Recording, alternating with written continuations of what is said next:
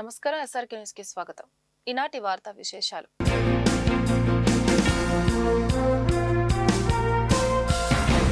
పొన్నూరు నియోజకవర్గ ఎమ్మెల్యే ధూళిపాళ్ల నరేంద్ర రెండవ కుమార్తె వివాహం వేడుకలు బుధవారం ఘనంగా జరిగాయి. గుంటూరు ఇన్నర్ రింగ్ రోడ్డులోని శ్రీ కన్వెన్షన్ ఈ వేడుకలకు వేదికగా నిలిచింది. ఆంధ్రప్రదేశ్, తెలంగాణ రాష్ట్ర ముఖ్యమంత్రులు చంద్రబాబు నాయుడు, రేవంత్ రెడ్డి, ఉప ముఖ్యమంత్రి పవన్ కళ్యాణ్, మంత్రి నారా లోకేష్ తో పాటు పలువురు ప్రముఖులు పాల్గొని నూతన వధూవరులను ఆశీర్వదించారు. కూటమి నాయకులు, కార్యకర్తలు, అభిమానులు పెద్ద ఎత్తున పాల్గొన్నారు.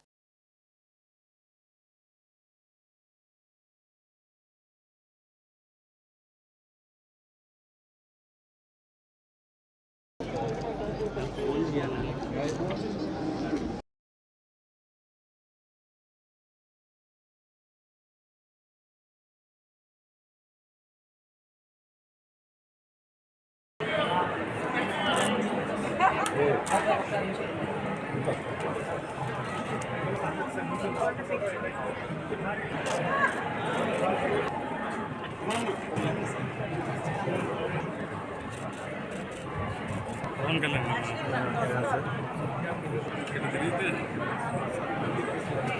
ఈ నెల 27వ తేదీన గుంటూరులో శ్రీరామ శోభాయాత్ర జరగనుంది. శ్రీరామ నవమి పండుగను పురస్కరించుకుని ఈ కార్యక్రమం ఏర్పాటు చేశారు. శోభాయాత్రకు సంబంధించిన పోస్టులను కొత్తపేట శివాలయంలో బుధవారం శ్రీరామ ఉత్సవ సమితి ప్రతినిధులు కారంశెట్టి లోకేష్ గుప్తా, తీయ వేణుగోపాల్, చెల్లా బ్రహ్మారెడ్డి, కె జానకి, కె మహేష్, ప్రవీణ్ సుబ్బారావు తదితరులు విడుదల చేశారు. బృందావన గార్డెన్ శ్రీ వెంకటేశ్వర స్వామి ఆలయం వద్ద శోభాయాత్రను ప్రారంభించి హిందూ కళాశాల సెంటర్, ఆర్టీసీ బస్టాండ్, పాత గుంటూరు, ఏటుకూరు రోడ్డు మీదుగా యాత్ర సాగి రామనామ క్షేత్రం వద్ద ముగుస్తుందని చెప్పారు. హిందూ బంధువులంతా శ్రీరామ శోభాయాత్రలో పాల్గొని విజయవంతం చేయాలని పిలుపునిచ్చారు.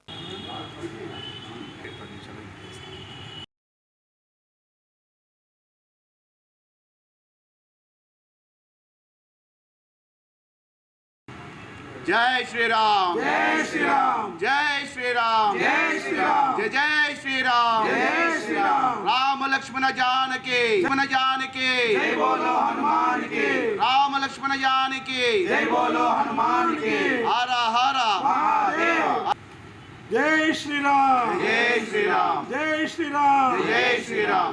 హిందూ బంధువులందరికీ ముందుగా శ్రీరామనవమి శుభాకాంక్షలు తెలియజేస్తూ శ్రీరామ ఉత్సవ సమితి గుంటూరు గత 8 సంవత్సరాల నుంచి ఎంతో శోభాయమానంగా బృందావన్ గార్డెన్స్ వెంకటేశ్వర స్వామి గుడి నుంచి ఉదయం 9:11 యాత్ర ప్రారంభం చేస్తున్నాము.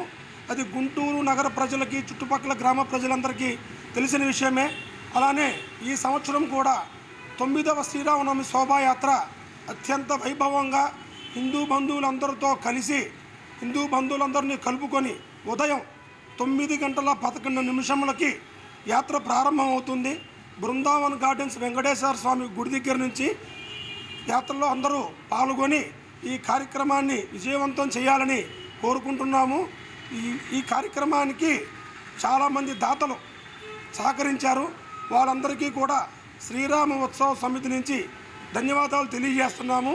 ఈ శ్రీరామ ఉత్సవ సమితి రోజు అతిథులు చాలా రకరకాల మేళతాళాలతో, రథంతో బైక్ ర్యాలీగా నిర్వహిస్తున్నాము.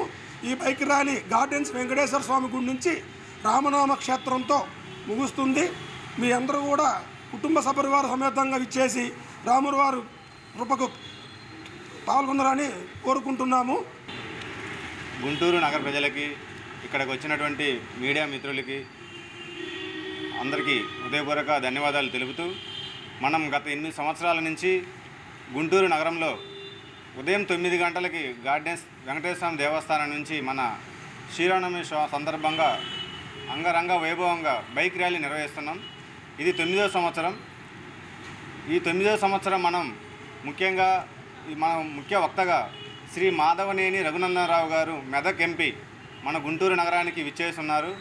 అలాగే మన శివస్వామి గారు కూడా మన ముఖ్య అతిథిగా గుంటూరు నగరానికి మన కార్యక్రమానికి విచ్చేస్తున్నారు. అలాగే ఈ కార్యక్రమాన్ని గార్డెన్స్ వెంకటేశ్వర దేవస్థానం నుంచి మొదలయ్యి అక్కడి నుంచి పట్టాయపురం, కుందుల రోడ్డు నుంచి Pattayapuram, collector office, Ramesh hospital, market centre, జెండా tower centre, Hanuman centre, bus stand, old Guntur, Anjaneya Swami temple, NTR పాత Guntur station, Chandana brothers, Himani centre, Kannika Parameswara అమ్మవారి టెంపుల్, బొమ్మల సెంటర్, నల్ల చెరువు, శ్రీరామన క్షేత్రంతో ఈ ర్యాలీ 12 కిలోమీటర్లు తిరుగుతూ శోభాయాత్ర ముగుస్తుంది. ముగింపు అనంతరం అల్పాహారం కూడా, ప్రసాదం కూడా ఏర్పాటు చేయడం జరుగుతుంది.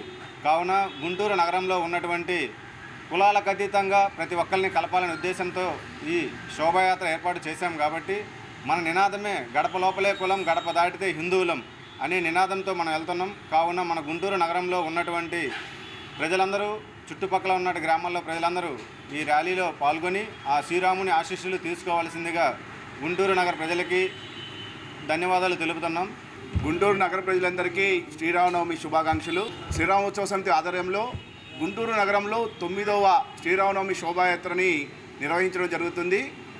ఈ ఏడాది శ్రీరామనవమిలో గుంటూరులో ఉన్న హిందూ బంధువులందరినీ కలుపుకొని గుంటూరులో ఉన్న ప్రముఖ దేవాలయాన్ని కలుపుకుంటూ ఈ యాత్ర అయితే కొనసాగించడానికి మేమందరం సిద్ధంగా ఉన్నాం.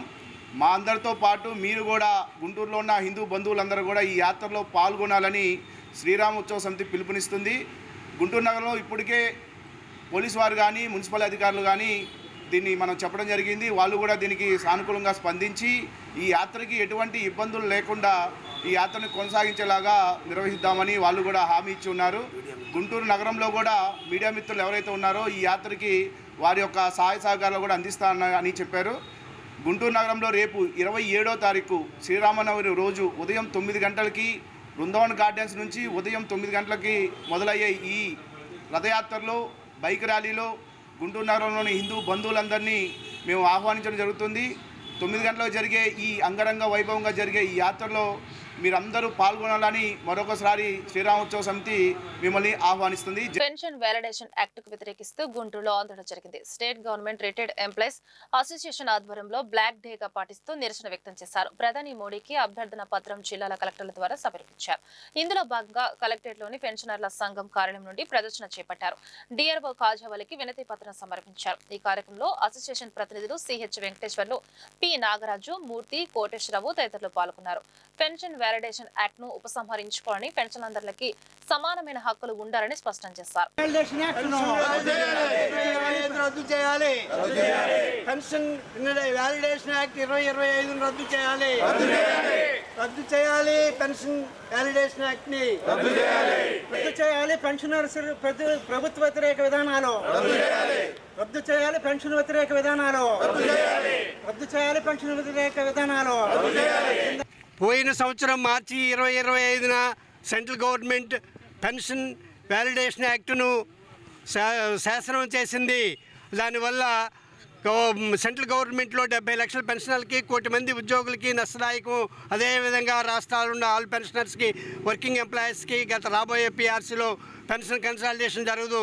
ఇది చాలా దారుణమైన, ఇది అందరూ నష్టపోతారు. కాబట్టి దీనిని పెన్షన్ వ్యాలిడేషన్ యాక్ట్ని ఇమీడియట్గా రద్దు చేయాలని పిఎం గారికి త్రూ కలెక్టర్ ద్వారా రిప్రజెంటేషన్లు ఇస్తూ వీ వాంట్ జస్టిస్. మన ఆర్థిక బిల్లులో దొంగచాటుగా మన కేంద్ర ప్రభుత్వం పెన్షనర్లకు వ్యతిరేకంగా వ్యాలిడేషన్ యాక్ట్ అని ఒకటి తీసుకొచ్చింది. దాని ప్రకారం పెన్షన్ 1/1/2020 తర్వాత రిటైర్ అయిన వాళ్ళకి మాత్రమే పెన్షను పిఆర్సీ వర్తిస్తుంది. కానీ 1/1/2026 ముందు రిటైర్ అయిన పెన్షనర్స్ అందరికీ ఇది వర్తించదని ఒక తీర్మానం చేసింది. అదేవిధంగా పెన్షన్ ఎవరైతే ఈరోజు తీసుకుంటున్నారో వాళ్ళకి డిఏ మాత్రమే వస్తుంది, వాళ్ళకి సిపిసి వర్తించదని కూడా చెప్పడం వల్ల దేశవ్యాప్తంగా 70 లక్షల మంది పెన్షనర్సు, అలాగే 1/1/2026 తర్వాత రిటైర్ అయిన ఎంప్లాయీస్ అందరికీ కూడా ఇది చాలా నష్టదాయకం. అదేవిధంగా ఈ పెన్షన్ 1/1/2026 తర్వాత పే ఫిక్సేషను మేము చేయాలని రూల్ లేదు. సిపిసి రికమెండ్ చేసినా కూడా మేము ఎప్పుడైనా చేయొచ్చు, దాన్ని మమ్మల్ని అడగడానికి వీలేదనింది. అలాగే ఫండమెంటల్ రూల్ 14 ప్రకారం అందరూ సమానమే, పెన్షన్స్ అందరికీ సమానమైన హక్కులు ఉంటాయనే దాన్ని తీసేసి దాన్ని అమెండ్మెంట్ చేస్తూ రూల్ 14 ప్రకారం వీళ్ళకి వర్తించదు. నేను చెప్పిన యాక్ట్ ప్రకారమే వర్తిస్తుంది. ఇది 1972 నుంచి ఈ యాక్ట్ పనిచేస్తుందనే రెట్రాస్పెక్టివ్ డేట్తో గవర్నమెంట్ ఇచ్చింది. ఇది చాలా దారుణమైన విషయం.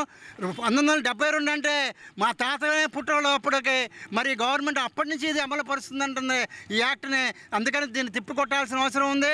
దేశంలో ఉన్న పెన్షన్లకు వ్యతిరేకంగా ఈ పెన్షనర్ల వయోభారంతో 70-80 ఏళ్ళ పెన్షనర్స్ చనిపోయినా పర్వాలేదు, వీళ్ళ వల్ల మనకు ఉపయోగం లేదని ప్రభుత్వాలు నిర్ణయానికి వచ్చి పెన్షనర్స్ వ్యతిరేకంగా పనిచేస్తున్నాయి. కాబట్టి దీన్ని తిప్పుకొట్టడానికి దేశవ్యాప్తంగా all India state government pensioners federation పిలిపించింది ఈరోజు బ్లాక్ డేగా ప్రకటించమని.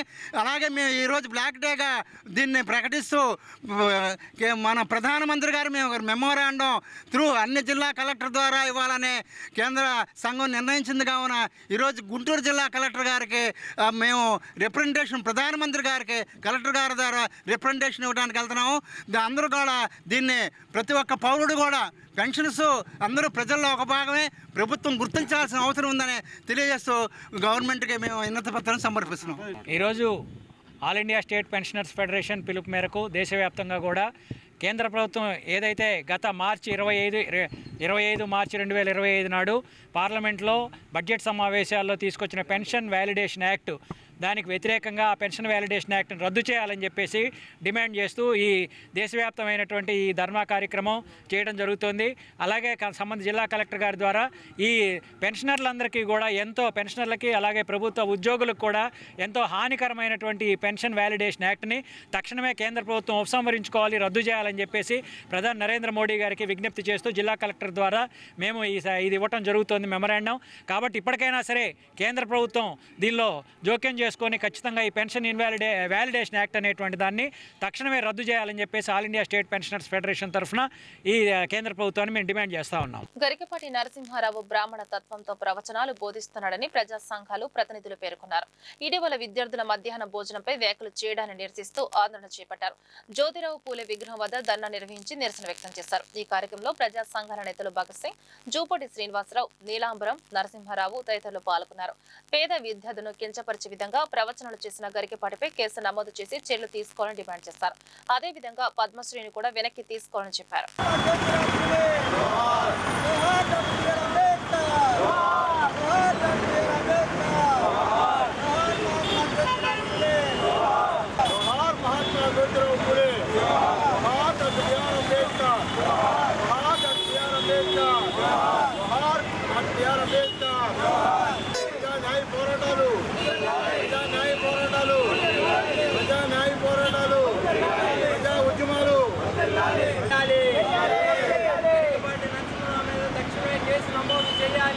నరసింహరావుని మెంటల్ హాస్పిటల్ చేర్చాలి, గరికపాటి నరసింహరావుని పిచ్చి హాస్పిటల్ చేర్చాలి, గరికపాటి నరసింహరావుని బ్రాహ్మణ సంఘాలు బహిష్కరించాలి, పెద్దవాడి మధ్య జరిగిన ఉన్న గరికపాటి నరసింహరావుని ఇంట్లో నుండి బయటికి రానియకూడదు, గరికపాటి నరసింహరావుని బయటికి రానియకూడదు, గరికపాటి పద్మశ్రీ అవార్డుని రద్దు చేయాలి, బాధ్యత వహించి గరికపాటి రాజీనామా చేయాలి, గరికపాటి రాజీనామా చేయాలి, పద్మశ్రీ అవార్డుకి.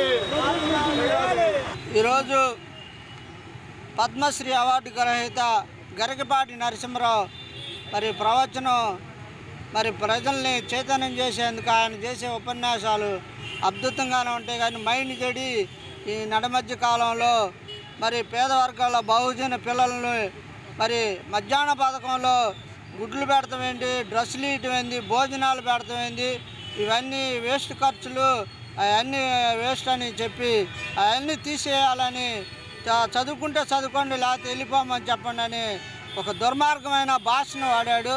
కనుక మేమందరం కూడా ప్రజా సంఘాలు అందరం కూడా గరికపాటి నరసింహరావు పద్మశ్రీ అవార్డును తీసేయాలని, ఖచ్చితంగా ఆయన మీద మరి ఎస్సీ ఎస్టీ మైనార్టీల తరఫున కేసు నమోదు చేయాలని ఈ సందర్భంగా డిమాండ్ చేస్తున్నాం.